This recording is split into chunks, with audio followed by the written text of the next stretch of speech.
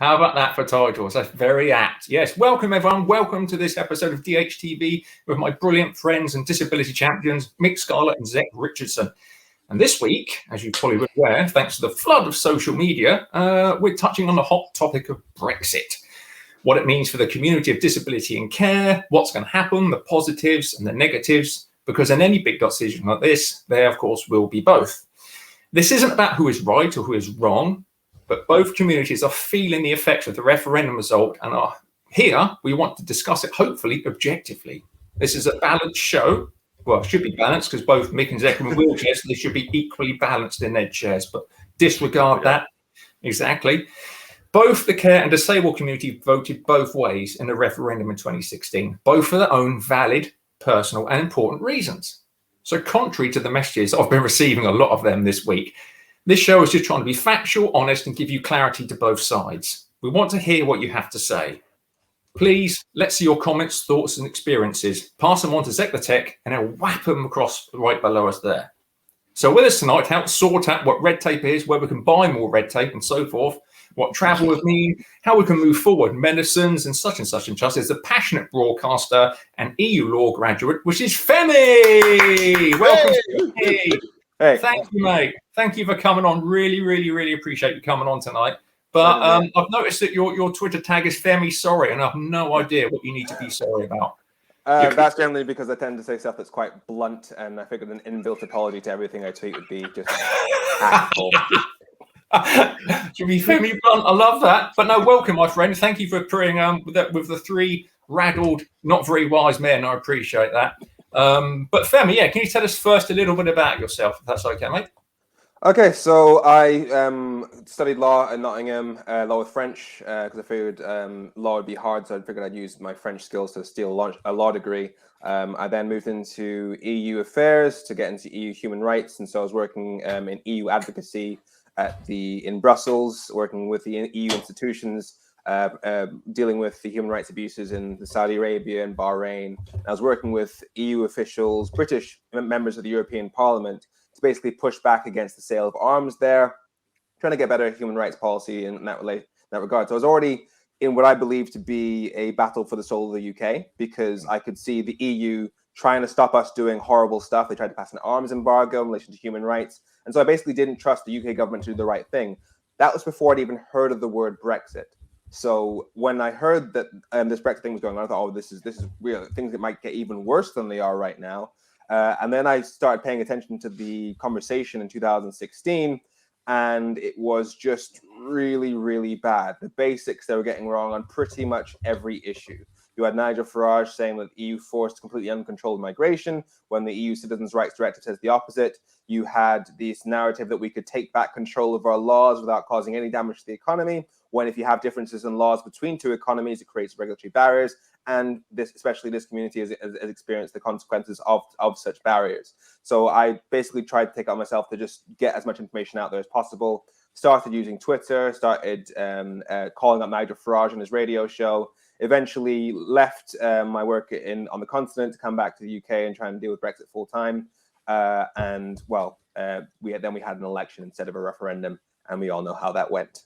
Yes, exactly. But no, just thank you so much for coming on tonight. It's just a great pleasure to have you. But if we rewind a bit back to referendum kicked off in 2016, and I want to go to Mik with this one, because obviously Mik's the well-sourced, good-looking guy that I know and love. And of course, Emily's post-punk father. Yes, exactly. Not reality, yeah. Anyway, as a well-sourced guy in the media, Mik, when initial campaigns kicked off, both sides, they both kicked off at the same time. There's a lot of muddle, a lot of confusion. Do you feel that disability was left out of all the conversations, out of the equation, throughout all the shouting and the rhetoric?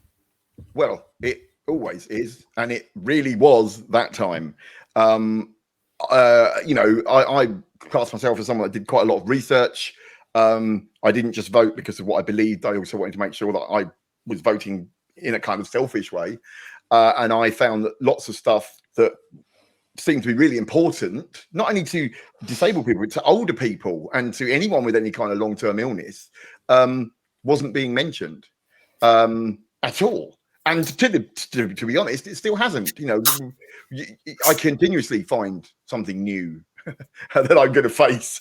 And you just think, well, how did this get by? How did we allow this? And I think when we did raise stuff, it was very much that we were told, and we still told, that we're kind of project fearing, being worried. Of course they're going to let you in. Of course this isn't going to happen. Of course there's going to be drugs flowing freely and all this kind of stuff. And that's not the case, So yeah, and I mean the Remain argument handled it very badly. They were very sure that they were going to win, so they kind of went, we don't care, no one's going to want to leave, and that left it open for misinformation. I mean, you only really need to think about the bendy banana argument. I used to started taking photographs of bananas during this phase and just put them online saying, oh my God, I found another bent one. How did this get by? Because I've never seen a straight banana. It's not a cucumber. But it was. So yeah, I mean, to be honest, we're left out of most debates, and this was a really big one that I don't think many disabled people who voted, who followed the sort of zeitgeist and voted to leave, understood what it was going to do to their lives, and what it meant for not only their generation but future generations of disabled people. Yeah, I appreciate that. I mean, Zek, do you think, because we obviously know that a portion of the disabled community voted to leave, do you think them casting that vote was their way of sort of like a kickback at the government in order to throw a spoon into the works of the government, obviously because the community's been put down upon for so long? We've had so much cast against us. Do you think that that portion of the community kicked back at the government by casting, saying, yeah, we're going to leave, we're really going to put a spanner in your works? I don't know. I mean, initially, I'm going to say I was all for leave until I read. And like anyone that did actually read the facts, they realised it was a mistake. I feel that the way disabled people voted leave, possibly, is through the 350. Was it 350 million pound on a bus? Was that the figure? Yeah. I think a lot of people, disabled and the chronic health, were like, oh, because it affects us, our health is poor, this could impact us, this could be good. And I think they used that as a lasso to get disabled people to vote for leave. Yeah, that's a good point. I never even thought that the implications of the bus, but that's entirely reasonable, because I mean, I know that despite my EU background, when I saw that £350 million a week for the NHS line, I genuinely questioned my position, because I thought, all right, I know that we do send money effectively to the EU. I know that theoretically, if we didn't do that, that money could go on the NHS. I love the NHS. Therefore, maybe Brexit is the right thing.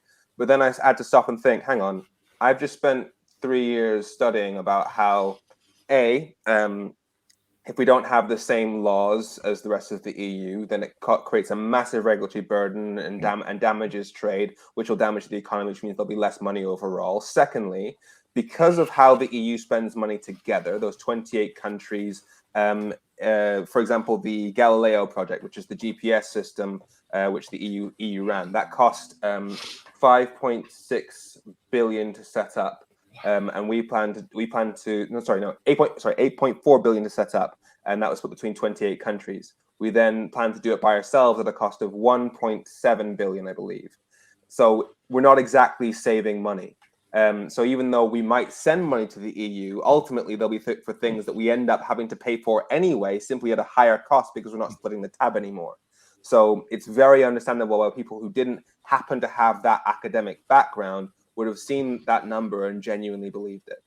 Yeah, because I can imagine. I mean, for my instance, obviously, I didn't believe a word of it. I mean, all of us here study politics. Obviously, we're not as in depth with it and as knowledgeable as you, Femi. But obviously, that all of us looked at it and went, yeah, okay. But there probably was an understanding through a lot of people in the community, carers and disabled people in extreme poverty and isolation. We thought, that's exactly what I need. That's speaking to me. But then it was all done, all sorted, and then I think the one thing we can all agree on is that the deal brokered by Boris and everyone was just rushed and ill thought through. I mean, Femi, do you think that better trade and an overall better outcome could have been reached if we had longer to thrash out a deal? Do you think it would have been possible to longer time to thrash out a deal? Would it be more beneficial if you've had longer time to sort this? The key limiting factor on the quality of the Brexit deal we ended up with was not time; it was ideology. If the aim, even if they had years to sort this out, the issue wasn't the time. The issue was the red lines. The issue was the basic principle of we need to take back control of our laws. We need to have complete regulatory independence from the EU. Therefore, we want to make it so that stuff that we make here has to conform with our laws. Anything that comes in has to then pass through those hoops in order to get into our market. That's what taking back control means. It means setting up walls. So if those are your red lines, it doesn't matter how long you spend on the deal. You're still going to damage the economy. Yes, there are some things that are down to pure incompetence, which have caused damage. But ultimately, the type of ideology behind Brexit meant there was never going to be a version of this that wasn't going to be pain-free. Yeah, it's going to be pain-free. Gotcha. So it doesn't matter how long it took then. That everything was already set in stone. Those walls are already waiting to crumble at any point then. So that's just bad. But like you said, the red tape has been cast. Things are harder to transport and export. I mean, Mik, yourself personally, have you or anyone that you know experienced difficulties in regard to obviously the implications of red tape with getting equipment or medication since this deal was put in place? I mean, I think the answer to that is yes. And I think that most people that I have talked to about this have had problems. Originally, it was with medication. When you could tell that there was this kind of stockpiling going on, it suddenly became really hard to get medication. You'd go to the chemist for your prescription and you'd get some of it and then go, well, we haven't got all of that. We can't give you all of it now. We'll give you, come back again in a week. And it was really weird. I don't know about anyone else. I also found the quality of my medication went down. I think they were buying cheaper stuff from other places. So I would take a tablet and it would be strong. And the next time I take one, I didn't feel like there was as much in it as there was before, which is a bit weird. But the main one that I've experienced, and I've experienced it most recently, is I have just bought a new wheelchair and it came a month and a half late and it was purely Brexit delays. And I don't think people understand that one of the things is wheelchairs all have to be tested. They have to be given kite marks. They have to be made sure they're safe. And if we don't align with Europe, then what it will mean is that all of the chair manufacturers to sell to the UK will have to have a UK certificate like the kite mark, the EU kite mark.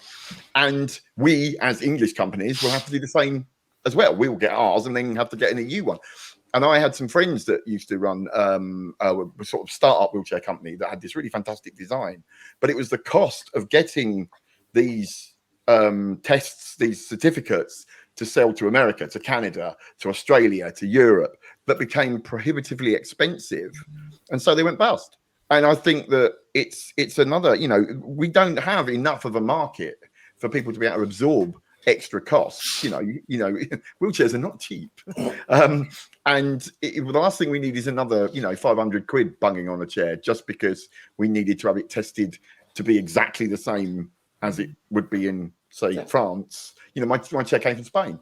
So, once upon a time, it was fine. And there's loads of other stuff. I mean, things like going abroad. If you go abroad with your medication now, you've gone back to the time when you had to take a letter explaining what your medication is because you're not an EU citizen. Whereas before, you could just go abroad with your medication. It didn't matter. There's so much like that we don't appreciate. But it's kind of, you don't really know where to start. No, it's like you don't know what you've got till it's gone again, isn't it? You don't know what you've got till it's gone. Yeah, exactly. Yeah. But Zek, have you seen any repercussions of anything in regards to your equipment or medication? Anything at all? Because as far as I'm concerned, obviously we had issues with Emily's chair, which I'll touch upon in a minute. But what's it been like for you or anyone you know? Do you know what? I've done what a lot of disabled people have done, and I know through speaking to them, I stockpiled up on my meds where I shouldn't have. But so I had a month's grace at least in case anything went wrong.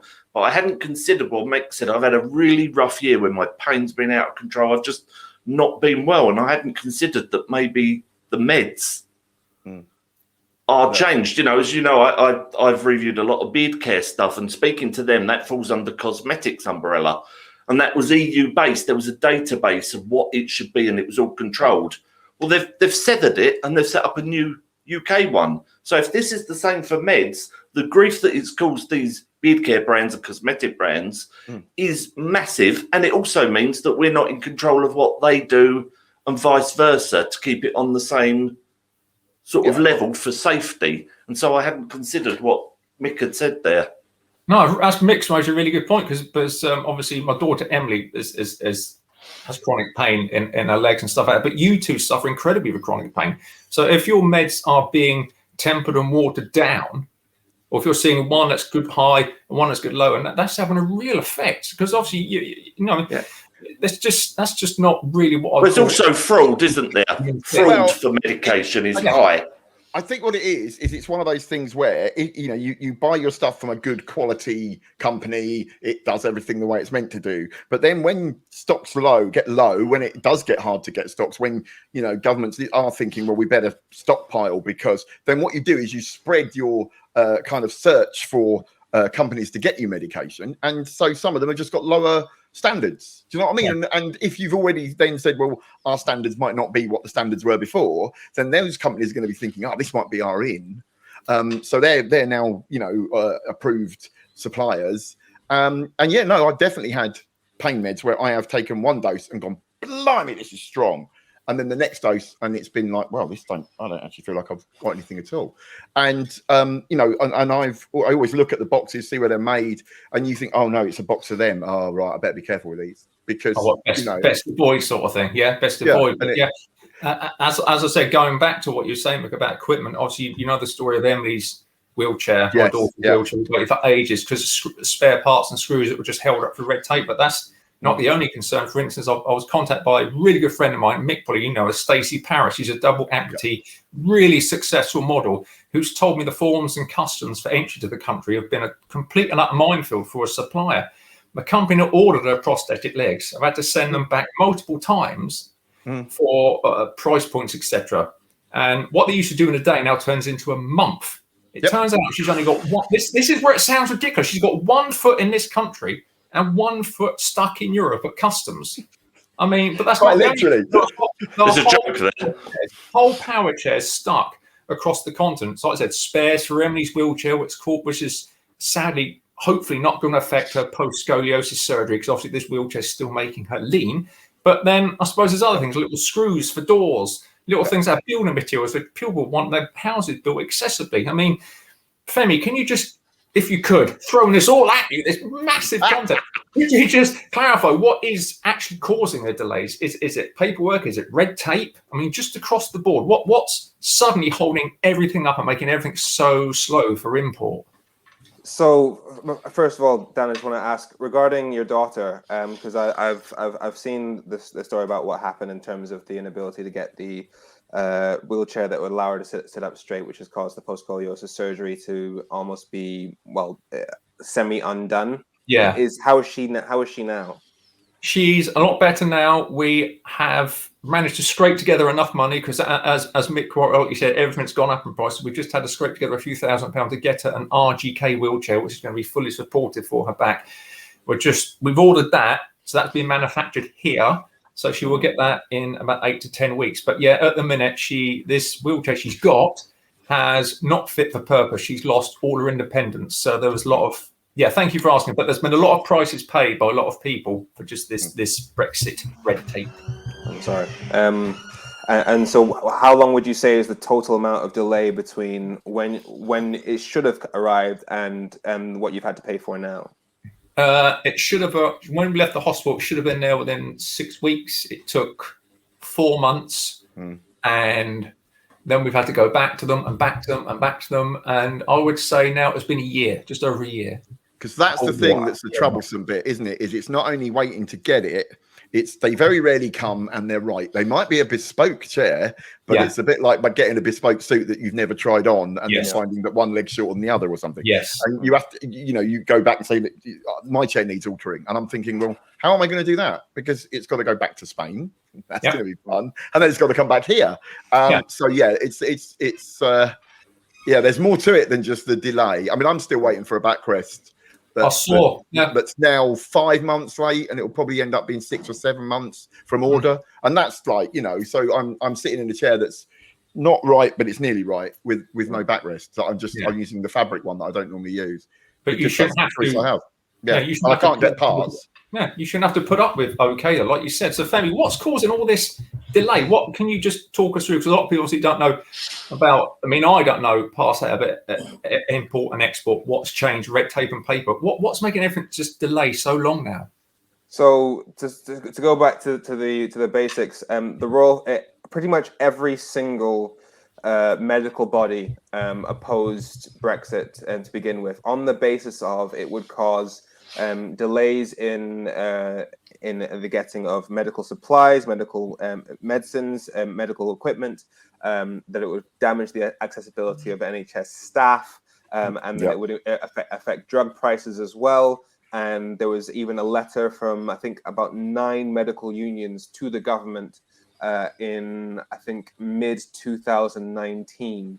And so we're talking the British Medical Association, the Royal College of Nurses, Royal College of Midwives, Royal College of GPs, the Royal Pharmaceutical Society, all saying do not do this, because they knew that their supply chains are heavily interlinked with the rest of the EU. I mean, it's ironic that it was Boris Johnson. He said in Parliament that 75% of our drugs come from EU countries, and he was saying that as an excuse to keep the borders open in relation to COVID. Yet he's the reason that we're now seeing the barriers as a result of Brexit, and that is because effectively, in reality, we've turned Calais and Dover to into the edge of the EU customs union, which means that in terms of paperwork, in terms of applying tariffs, getting those products checked, getting those lorries checked, compliance checks in terms of regulation, that a lot of that now has to take place at Calais and Dover and at the various other ports. And not to mention that we also have the issue of it's being a tariff-free deal in name, but because of rules of origin requirements, if a significant portion of the product comes from outside of the EU, then that means that tariffs then get put on that product. So, for example, if I'm making a product in the UK that needs to get sold to the rest of the EU, but a significant portion of that, for example, the battery, for example, is from, say, Japan or from America, then I'll have to put tariffs. They'll put tariffs on that when it's going across the border. So all that sort of extra friction, all that extra bureaucracy now takes place between us and where we get, as Boris Johnson said, 75% of our medicines. Yeah, it's just incomprehensible, really, when you think about it. I mean, but it's just like I said. People obviously voted in good faith when they decided to vote leave or remain. But like you're going back to this red tape and stuff like that. I mean, there was that case. The government had to offer a 6-month reprieve from Brexit rules, as I understand, that stopped the importation of life-saving medical cannabis for children with epilepsy for more than 40 British children. I remember that was something that was rushed through. Is that not something that can be done for every medication, or is it just like you call it a special one-off? Ultimately, it comes down to political pressure. So in that case, they were able to get an extension. I know that with the CE mark, so the certification mark, the government's given an extension to that, so that UK businesses don't have to automatically all switch, because they know that because businesses have been complaining. But there are several areas where the government said, look, where do we draw the line? I remember when it was Bernard Jenkin and Boris Johnson were in a committee meeting, and they were discussing the fact that Brexit has caused damage to the ability of UK musicians to tour around Europe, and so it was requested that we get a visa scheme in to help them move across. And so Boris Johnson said, no, hang on. The whole point of Brexit was to clamp down on immigration. If we liberalize things for the musicians, then which sector do we liberalize it for? So there's that. Again, it comes down to the core ideology of Brexit. If you want to avoid that extra red tape, those extra regulatory barriers, then you need to have some degree of regulatory alignment between the UK and the EU. Now, we can ask for delays to that, but ultimately, if that ideology wins out, it causes damage. And there's just no way of getting around that until we have a government that essentially discards that ideology. Yeah, I don't know. when that will happen per se, though.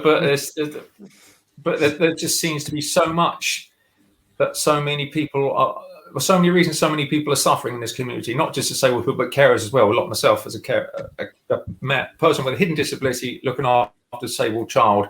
Do you know what I mean? I worry, obviously, about Emily's future with medication and stuff like that. You just keep your fingers crossed for all our children. They just stay well. All you can do is hope they just stay well. But it's not only medication stuff that we're losing out on. I mean, prior to Brexit, that the UK is privy to huge financial investments and laws made by the EU to the disabled and care community in the UK with regards to access and work and even more.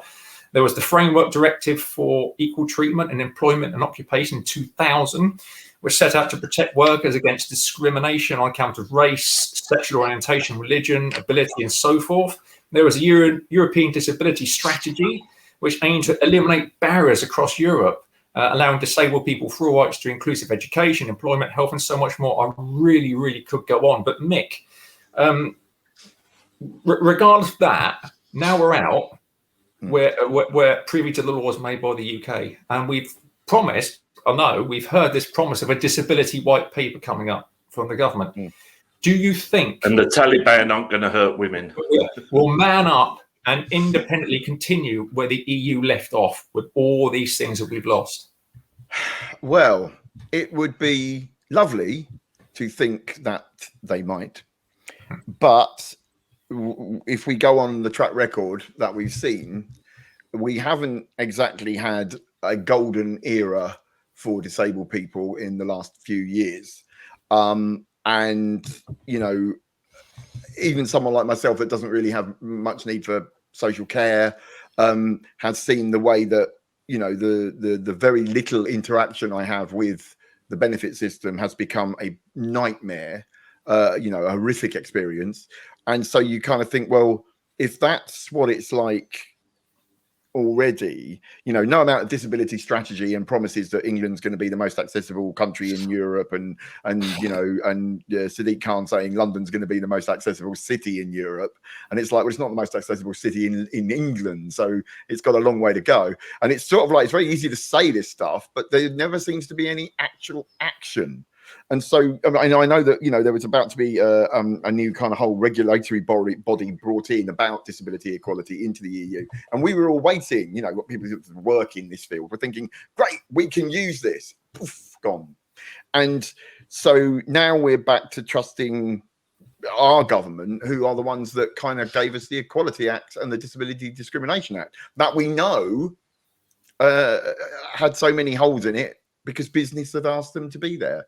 So, yeah, I mean, there's so much to worry about, to be honest. I mean, talking, you know, someone was just saying about finding PAs and carers, you know, that's a huge issue. My neighbour downstairs used to have 24-hour-a-day living care, and they were all mostly from Eastern Europe, and they were mostly trainee doctors and trainee nurses, because part of their education system was you could come here and work in social care, and that would work towards your exam, because you've obviously been dealing with patients in a personal one-to-one way, which was great because it meant we had highly skilled PAs and support staff, and they were getting the benefit of getting paid to study, and it added towards brilliant. You know, now that's another one gone. So there's no way, you know, how's the guarantee that you're going to replace that with equally skilled, equally passionate people that can see the benefit of what they do? It's not just a crappy, bad paid job. You know, and so there's loads. To be honest, this is always one of those subjects. As soon as you start talking about it, you just want to run screaming around the room, going ah. Well, so yeah. No, I totally agree. I think someone equated that with the new disability white paper, that the levelling up of the disabled community equated to an extra £1.29 per person in a disabled community. So well, everything in that strategy. Zach, what would you do with your extra £1.29? It's going to be cake. Do you know what? Not any of that foreign cake. It'll be a nice dotty cake or something got from British Waters, a Chelsea bun or something like that. None of those croissants. No, this is, you know. But I've gone and lost my train of thought now. You know, this whole thing about disability anyway. I mean, we're already on the back foot. You know, You look, ministers of year after year after year voted against giving us a pay rise in line with inflation. And inflation is galloping ahead, especially now products are going to get even dearer likely because of all this shipping costs. I mean, somebody posted the other day on Twitter, a lorry driver went into work, I've got a £7 an hour pay rise. So this is going to hit everything we have. And already we're scrimping and scraping to get by. So another £1.29, it's not going to do anything for us. We're just slowly sinking. It's scary. I know, because we always, I mean, both commuters, I mean, obviously my carer's allowance of £67 a week is not going to see much of a rise. But yeah, you know, you're absolutely right. That's what the tragedy, that was the whole point of this debate tonight, is about why Brexit's happened, the effects, but why are we always left out of the equations of political and social arguments? I mean, but that aside, we could, like you said, we could run with that all night. There have obviously been up on the medication and stuff like that, and the equipment. There's obviously been travel. I mean, Femi and Mik, you both travel immensely. I mean, there has been a lot of embargoes now put on travel. I mean, Femi, have you obviously you've been through all this scenario, coming straight back to you again with another load of words, but how has our travel been affected now? And I'll come to you in a minute, Mik. I know you've got some brilliant bits to say on this, but how has travel been affected for people generally? So generally speaking, they're in the process of implementing new visa charges for UK citizens traveling to the EU. As for the issue of working in other countries, again, that requires applications for visas. I know that in the sector, for example, the season-air sector, where young Brits would go to EU countries and work in hotels over the winter, over the summer. I remember I worked with one of the employers who worked over there, and he said he basically has to put the job up for 8 weeks and then essentially to prove that no French person or EU citizen could otherwise have done the job. And then once they've applied, then has to go to apply for the visa, and it's a whole process that can take up to usually 2 months would be optimistic. Whereas it used to be immediate as when we were EU citizens. So that's that. As for the issue of immigration in general, it's important to remember that once you move to a points-based system, it's not the same level of attraction. Because if you know, prior to Brexit, if you're a carer, a doctor, a nurse, from an EU country, from Germany, from Spain, you know that if you come to the UK, you can move there, take up employment, you can bring your boyfriend, your girlfriend, you can start a life there together, and they'll be able to find work easy. You can rebuild your life on the other side of the channel. That stops, because what if your spouse, your significant other, doesn't have the points to then come to join you now? That sort of thing means that prior to Brexit in 2016, EU citizens made up 5% of the UK population, but 10% of our doctors. So mathematically, literally keeping the UK population alive. And now we've essentially said to them, no, we don't think you're worth coming here. And that's been the narrative from the Brexit camp, treating immigration as this massive problem, as the main thing after years of austerity. And that's kind of a problem. That's just, that's just dreadful. I know I want to, if it's possible, all right, delve into that a bit more in a minute, but the points-based system, which just seems wholly inappropriate to label someone surely as a points rather than a human being. But Mik, I know you wanted to talk much a bit on travel, because you travel a lot across, you've worked in a lot of countries. Well, I used to do a lot of work in the EU, and I was hired to work on the 2024 Paris Games. And it obviously happened after Brexit, but before, when it still looked like we were going to have some kind of, actual negotiation and a kind of deal. But as it became more and more obvious that it wasn't, basically, as Femi said, part of the EU policy is that if you've got a job, you've got to make sure that an EU citizen won't do it, or isn't, they can't fill it with an EU citizen before going outside the EU. So now we're outside the EU. I lost that job, partly because the idea that I'm the only person on the planet that could do it is a bit disingenuous. I'm great. I'm not that great.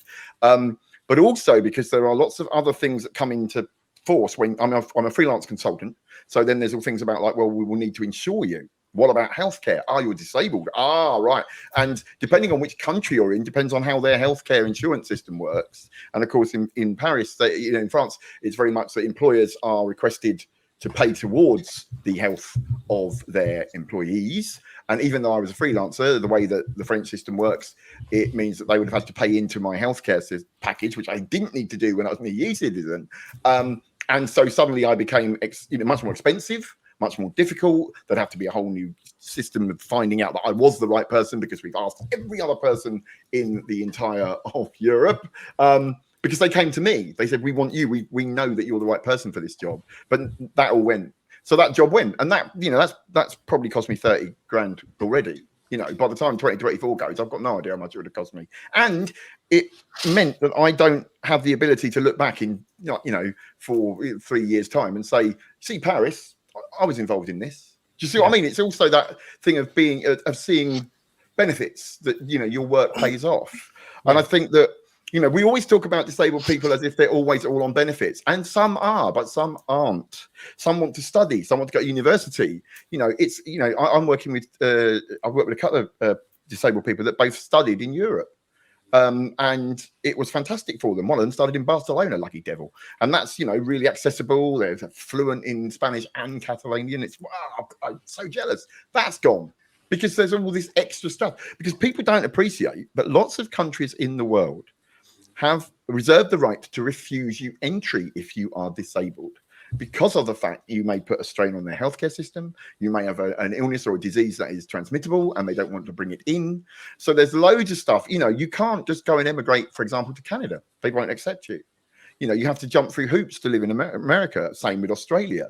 And now what we've done is we've done that to Europe as well. We're now, in that situation. And, I was genuinely thinking of retiring to Barcelona. And now that dream is probably gone, because of the fact that there's so much stuff to do that it becomes much harder to do, much more expensive. And like I said, I bowl up with a spinal cord injury, which has all other stuff involved. And they can just say, well, we don't want you as a burden on our healthcare system. And, if you're rich, great. But if you're just a normal Joe, you're screwed. And loads of people don't know that. They don't know that if they go on holiday, the country can just go, I'm ever so sorry, but you're going to be a drain on our healthcare system. So off you go and not let you in. And that can happen anywhere. It doesn't happen very often because no one wants to be the country that is refusing tourists. I'm old, I've got a heart problem. We're not letting you in. You might snuff it over while you're over it. But that could happen. And we gave that right. We asked that to happen. We voted for that to happen. It didn't used to be that way. And so it's scary. No, it is very scary. And of course, obviously, we're with Emily growing up now. Emily's 15, and I just fear that her right to travel has been obviously thrashed right away from her. I mean, obviously, she's very gregarious, very outgoing, very confident, would like to go exploring, would like to go abroad. But it pains me with all that's gone, like the health cards and stuff, and insurance, the medical health card. It's just where we go from here. But I was fascinated. Sorry, Mick? I was going to say the education thing. I always think of Emily because she struck me as the kind of person that if she could go to uni, might be the kind of person go, hey, can I go to Barcelona, Dad? That'd be brilliant, because it is accessible and it's very liberating. If you're disabled and you go to Barcelona, it's like, oh, you mean I can get on all the tubes and the buses and all the places are accessible and everyone has a toilet and everyone's really welcoming. What? This is weird. And it changes your view on the world. You see what's possible. And that's something that it's going to be a much bigger fight, and many people, especially those people that don't have large incomes, that haven't got rich parents and trust funds, aren't going to be able to experience. And I just think that's really sad. No, this points-based system, Dan. This points-based system reminds me of that joke about the body having an argument over which part of it is most important. Do you remember that one? And the head saying to me, I've got the brain, so I'm in charge, because without me, you couldn't think. The lungs is like, well, it's got to be me. I'm the most important because I bring all the threat. And they go through, and it turns out in the end that the arse is the most important because it goes in straight. The brain freezes up. They can't breathe properly. And it's like the point system, not calling lower skilled workers arseholes. But you know what I mean? Without that chain, without the lower ones, and if they're not classed as skilled workers and getting the points, yet they're more vital than the bloody lawyers and the bankers. Well, no, exactly. I mean, there is a health and care visa, isn't there, for those who with the job offer, for skilled health job, but the list doesn't include care workers. And I know as a care worker myself and the care workers I work with, this is the problem.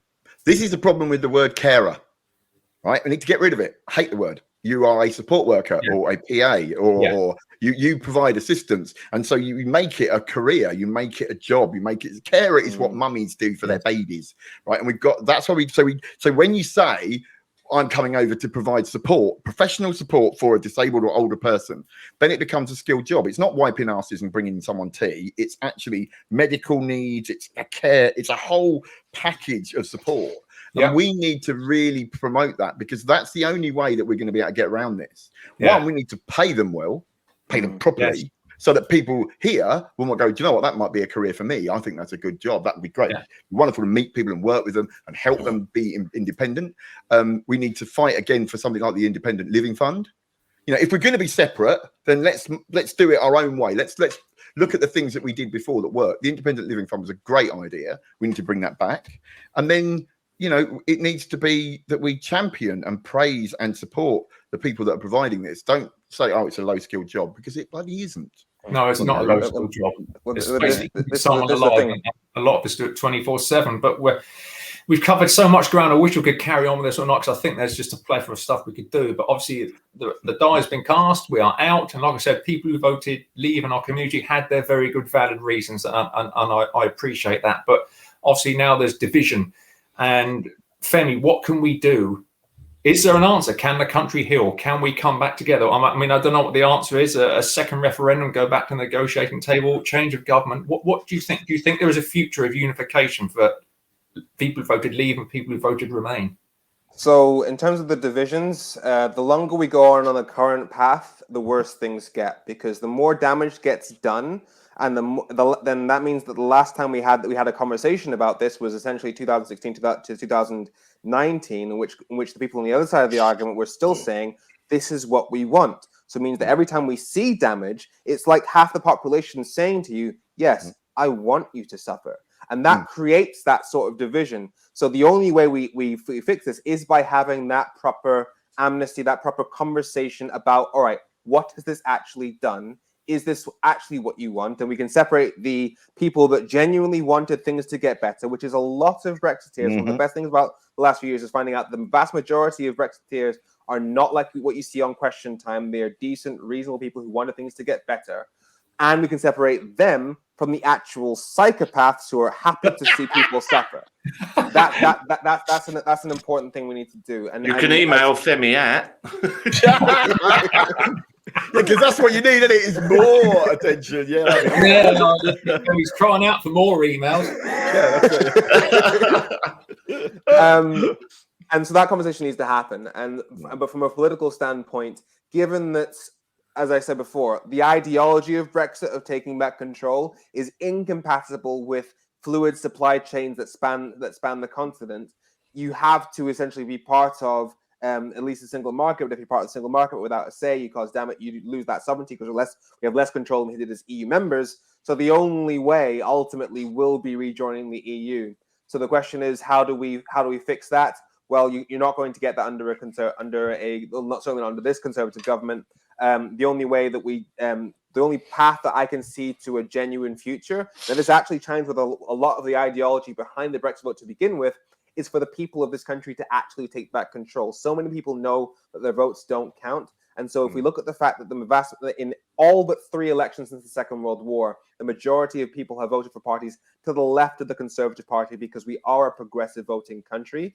We can, if Labour commits to an electoral reform within 12 months of taking office, and they can have an electoral pact with the other parties, because they know that if they actually do this, then all future votes for their parties will actually count in future. Those parties can work together, deliver a change of voting system so that all votes count. And given that in 2019, the majority voted for parties committed to a second referendum, we will change the future of this country. That is the way we fix things. Beautiful, beautifully put. And I love what you put about Brexiteers, because I know quite a few Brexiteers, and I'm really open-minded, good people who generally wanted the best for their country. I really want to put that across. I mean, people constantly say I'm always going after Brexit. I'm not. I'm going after the people in the positions of power who are supposed to have charge of this. It's, you know what I mean? It's not down to the vote of the people voted in good faith that they wanted to leave, and that's fair enough. But yeah, I think we are heading towards a second referendum. But Zek, what do you think it would take to heal? Louder community from the disabled, do you think? Louder voices? I honestly can't see a way for it. I can't see a way back. I can't see. I mean, would Europe want us back if they shut the door and gone, no, on your bike? The people really want another referendum, and those that won will be shouting, oh, so you didn't win the first time, you just want another go around. There's just too much upset and hatred and pointing and blaming going around. I've even heard, naming no names, my mother, that the EU was doomed anyway, so it was good we got out. And I said, well, that's like jumping off a ship because you've heard it's going to sink in the next year. You know? But Boris got us the best deal possible. Yeah, I know. But Mick, what do you think what can we do to heal as a nation? I think we all need to start facing the fact that we're about to enter a period of true Mad Max zombie apocalypse nightmare, and we need to just get ourselves ready for it. Get all your punk gear out, because it's going to get really bad. Because the only way we're going to get everyone to say, can we join again? We need to join. We need to change what we've done, is for it to truly and utterly go wrong. Because I'm afraid that we know what's happening. And every time we say it, we get bombarded with our Project Fear. Don't be so stupid. That's rubbish. They'll let you, all the stuff we talked about today, you get told you're just making it up. And it's like, well, until you can say, see, look, there's no food on the shelves, and your holiday to Torremolinos has been cancelled, and it's cost you 5 times as much. To me, that's it. And sadly, we've seemed to, and this has happened around everything. We've reached a point where if you try to have a rational debate and you try to raise facts and you try to raise figures, and then you're kind of some kind of evil sort of doll, puppet of some kind of puppet master billionaire, and so facts have gone. It's all about feelings and crazy stuff that's been found on Facebook, and I can't see that changing for a while, I'm afraid. Nice. So I'd say buckle up, folks. Just with our cheerful ends, we normally end on top tips, don't we? Yeah. Fasten your seatbelts. Turbulence. Fasten your seatbelt is Mick's top tip, but my top tip is honestly, but that's why I felt it was really important to join you guys, because, as you said, feelings are essentially what extremely powerful in this discussion. And as I said, I think the majority of Brexiteers are decent people who wanted the best, and nobody who can hear the suffering that all three of you have described as a result of this can actually support this. The matter is a matter of simply getting them to hear and understand the reality of the human impact of what's gone on as a result of their vote. That sort of thing is what will turn things around. Hopefully it will, but we're so used, as we all know, unfortunately, to this community is very much blindsided when it comes to mainstream media. We're not seen as cogs in the wheel sort of thing. But I really think you're absolutely spot on there, Femi, absolutely spot on. But I think we're running out of time again, because we always stick to a proper timeline, don't we? So but whatever happens, we've got 15 seconds till the clock runs out, so I'll stop that now. But even if a second referendum, going back to the negotiating table, whatever, walk through the closet into Narnia and everything's all tickety-boo, who knows what it is? But I think the important thing is we all need to listen to facts and figures. Femi himself is full of facts and figures. He's an honest guy, and I thank him so much for joining us today. Mm-hmm. Really appreciate having your voice. Thank you, Mick, again, and Zek again. Zek and me, we look like before and after when we go on for a Guinness. But it's just been fantastic for everyone. Thank you. Sorry, I'm off out clubbing now, but just to say, tune in next time, because it's my show next time. And next time, it's all about the media, and myself and the wonderful Julie Fernandez will be our guest. Woo! And basically what we'll be doing is talking about the time when we used to be super famous, and it's going to be like a couple of old soldiers singing war stories about, I remember when I was somebody. But the reason why I'm doing it, he says, actually take your lock, a bit freaky, is because we've seen quite a lot recently with the Paralympics. Maybe that's how we'll get people to listen, is we'll all become really good at sport. But with that, there's been a lot of talk about how the media is going to change. And we're going to just remind you that it's not that different to what it was like when I was a young man in my 20s, which is a very long time ago. So that's what we're going to do next time. So tune in for that. And I suppose we should say goodbye. Yeah, Because I've got to go and you, see the Human thank League. you so much, mate. Keep in touch. Absolutely brilliant. Thank you, Mick. Thank you, Zek.